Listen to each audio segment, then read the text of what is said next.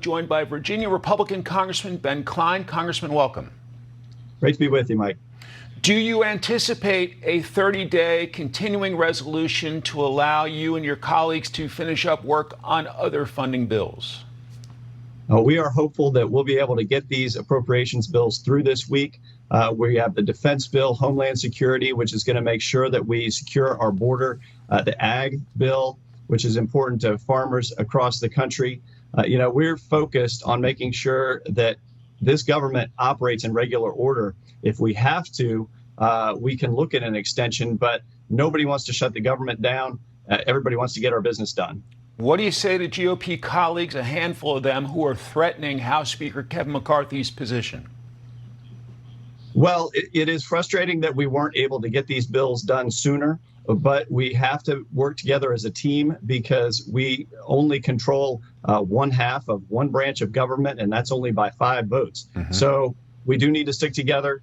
We're going to vote to pass these important conservative bills next week that are going to strip out the woke and weaponized government that we've seen from the Biden administration.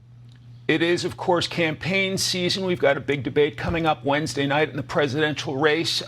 President Biden has dismal poll numbers in the new Washington Post survey.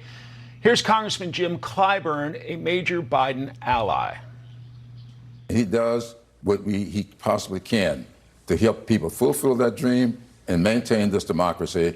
And that is not the kind of stuff that you poll very well. And in 2012, all the polls I saw said Obama had no chance of getting reelected. He won very comfortably. And I think the same thing will happen here. What do you think the level of freakout is among Democrats over President Biden's poor polling?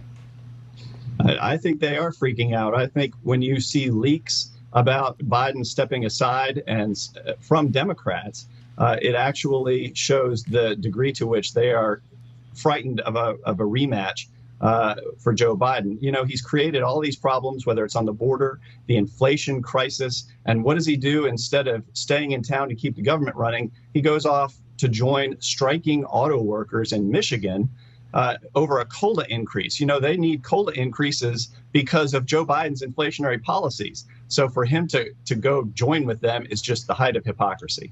To the border crisis, here's a leading Democrat in the Senate on that issue.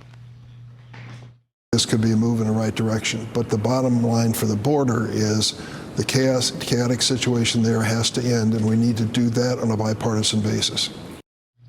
Can there be a bipartisan solution to the border crisis? Sure. When we restore Remain in Mexico, that should be done on a bipartisan basis. Democrats I've talked to support restoring Remain in Mexico, where those requesting asylum have to wait in Mexico for their request to be adjudicated. But too many Democrats, too many liberals like Dick Durbin are demanding that we legalize millions of illegals present in the United States in order to get a secure border. That is a non-starter. And so we want a secure border. The money we're going to pass this week is going to be contingent on securing that border. And we're going to make sure that American people are protected and money goes to protect American citizens at the border rather than Ukrainians abroad. And I watch the White House briefings with Karine Jean-Pierre. I see her pointing the finger at Congress saying, well, the president's done all he can. We need Congress to do more on the border crisis. Is that helpful in this climate? No, but Karine Jean-Pierre has never been helpful in solving the problems facing this country. In fact, she does nothing more than serve as a mouthpiece for an administration that ramps up inflation, makes it harder to afford groceries, makes it harder to afford gas to put in our cars, makes it harder to afford the cars, makes it harder to afford housing. So this administration is lost adrift. The president is AWOL, and it's going to be up to Congress, Republicans in the House of Representatives, to solve these problems. And that's what we're doing this week. Congressman Ben Cline of the Commonwealth of Virginia, thank you so much for your time. It's great to have you on this Sunday. I know you got a busy week ahead. Appreciate you visiting with us. Thanks, Mike.